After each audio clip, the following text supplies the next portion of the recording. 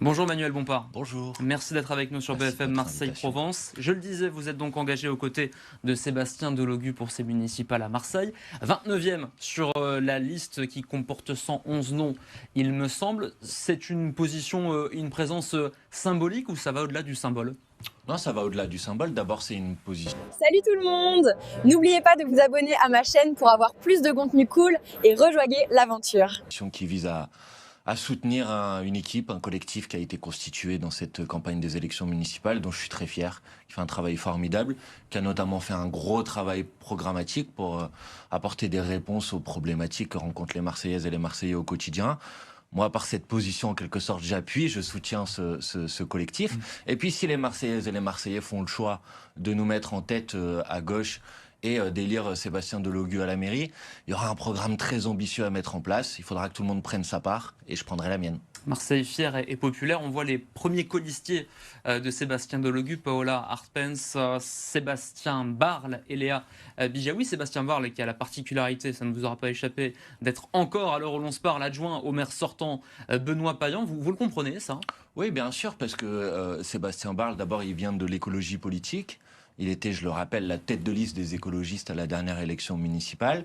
Et je pense qu'il a fait le constat pendant les 6 années qui viennent de s'écouler que la politique qui a été mise en place par la municipalité sortante n'était pas suffisamment ambitieuse en matière de transition écologique.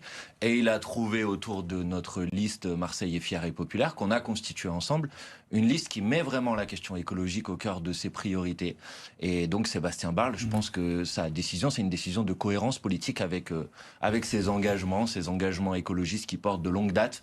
La liste qui les porte le mieux aujourd'hui dans cette campagne des élections municipales, c'est la liste de Sébastien Delogu. Une liste dans laquelle vous prenez votre part, dans cette campagne aussi, vous y prenez part. Ici à Marseille, on vous voit beaucoup sur le terrain. C'est peut-être plus particulier pour vous. Vous êtes évidemment présent sur le plan national aux côtés des candidats insoumis, mais Marseille, c'est différent. Jean-Luc Mélenchon, à Marseille, il y a quelques mois de cela, parlait d'une ville rebelle un peu à son image et à celle des insoumis. Oui, c'est vrai. Et puis la France insoumise ici a toujours fait des résultats électoraux importants. Nous sommes 2 députés, Sébastien Delogu et moi-même de Marseille.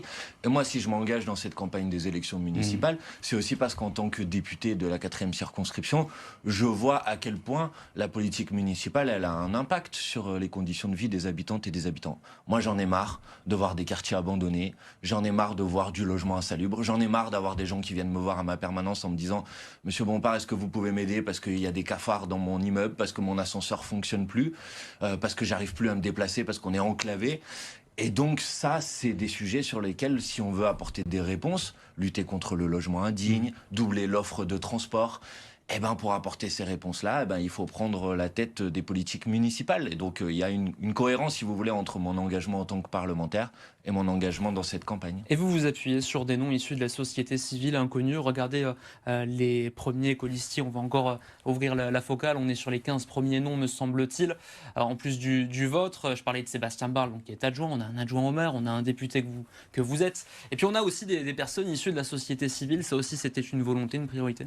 Oui, écoutez, c'est vrai que c'est peut-être pas des gens qui sont connus de tous les Marseillaises C'est et pas tous une les tare, hein, Marseillais, mais les Marseillaises et Marseillais gagneraient à les connaître. Ouais. Parce que ce sont des gens qui, et je pense que c'est un signe de crédibilité dans leur engagement, c'est des gens qui n'ont pas attendu l'élection municipale pour s'engager au service de l'intérêt général et au service des autres. C'est des gens qui sont déjà engagés dans des combats, dans des batailles, dans des mobilisations, qui sont déjà impliqués sur la question du logement, sur la question de la lutte contre le racisme et les discriminations, sur la question de la transition écologique, j'en ai parlé.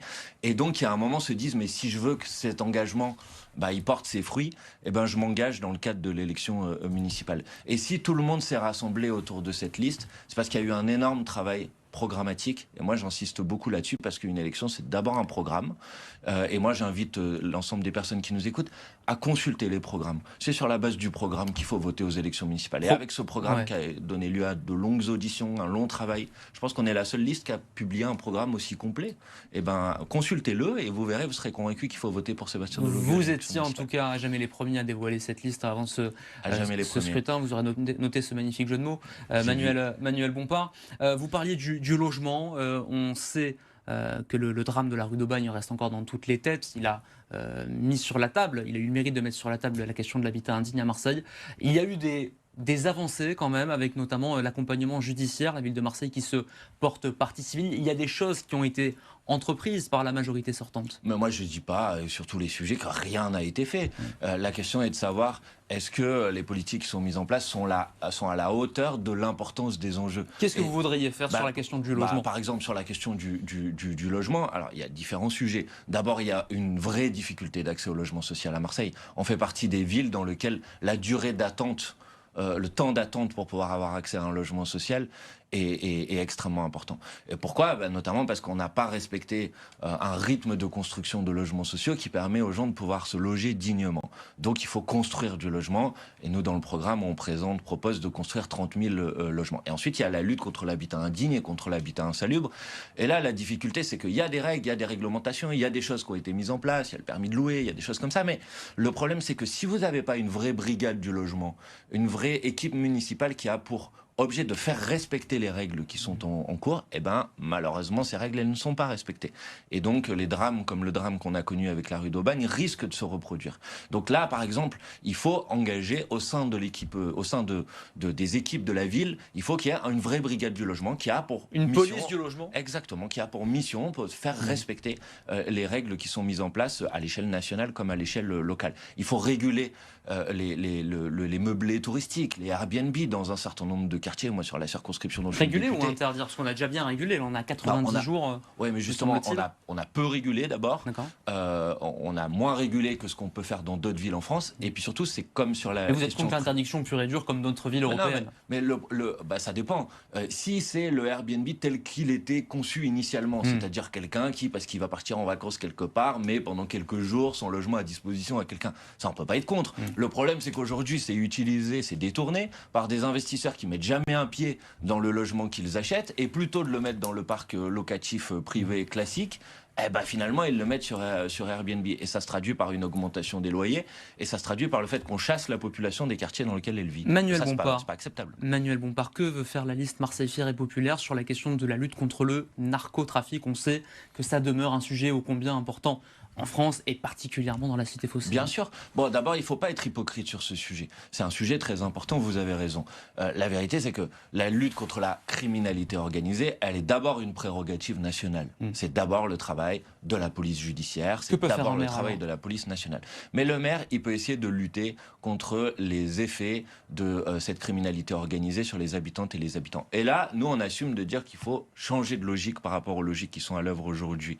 Ce qu'il faut faire, c'est mettre de la présence humaine. Ce qu'il faut faire, c'est de la prévention. Ce qu'il faut faire, c'est de la police de proximité. Ce qu'il faut faire, c'est de l'accompagnement avec des éducateurs de rue pour faire en sorte que nos gamins ne tombent pas dans les réseaux de la criminalité organisée. Et ça, c'est pas uniquement de la prérogative de la municipalité, mais c'est en particulier de la prérogative de la municipalité. Et puis après, au niveau national, à un moment, il va falloir tourner le dos à cette hypocrisie qui consiste à dire aujourd'hui que la consommation de cannabis en France est interdite, alors qu'on est un pays dans lequel une personne sur deux a déjà consommé du cannabis. Il faut légaliser, légiférer. Évidemment qu'il faudra aller vers la légalisation du cannabis, pas parce que le cannabis c'est pas dangereux pour la santé, mais parce qu'on luttera davantage en faisant des politiques de santé publique sur la question du cannabis plutôt que par la prohibition et l'interdiction. Est-ce que la France Insoumise à la tête de la ville de Marseille organisera un référendum pour sonder les Marseillais sur cette question-là justement? Pourquoi pas? Pourquoi pas faire un référendum? Mais la vérité, c'est que ça sera pas, c'est pas de politique municipale de décider de légaliser le cannabis et de mettre plutôt l'accent sur les politiques de prévention et de santé publique. C'est une décision nationale. Ce qui peut pourquoi pas demander l'avis aux Marseillais? Ce qui peut être de solution municipale, c'est cette fameuse halte soins addiction, qui est un vieux serpent de mer qui pour l'instant n'a toujours pas vu le jour. C'est le cas dans certaines villes de France, pas à Marseille. Est-ce que vous seriez favorable d'implanter ce genre de structure dans la cité phocéenne? Oui, moi ça fait depuis plusieurs années en tant que député que je me bats pour qu'on implante une halte soins addiction, pour que les gens qui nous écoutent comprennent, ça existe à Paris, ça existe à Strasbourg, et ça a produit des effets. C'est que plutôt que se retrouver avec des personnes qui consomment des drogues dans la rue, ce qui pose aussi des problèmes de nuisance pour le voisinage, avec des seringues qu'on retrouve dans la rue, c'est dangereux, et de faire en sorte qu'il y ait des endroits où on les prend en charge d'un point de vue sanitaire, qu'on les accompagne pour sortir de l'addiction.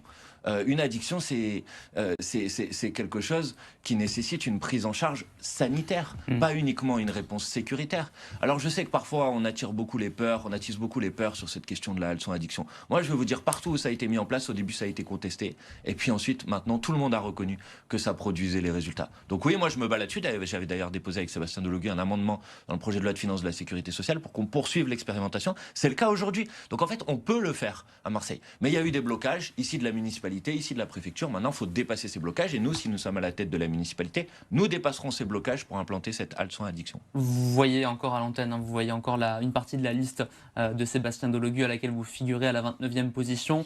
J'aimerais qu'on parle sondage. Alors, ça reste évidemment des indicateurs, on est bien d'accord. On a beaucoup parlé du fond, parlons maintenant de la forme. Je vous en remercie parce qu'on n'en parle pas suffisamment dans cette campagne. Merci beaucoup.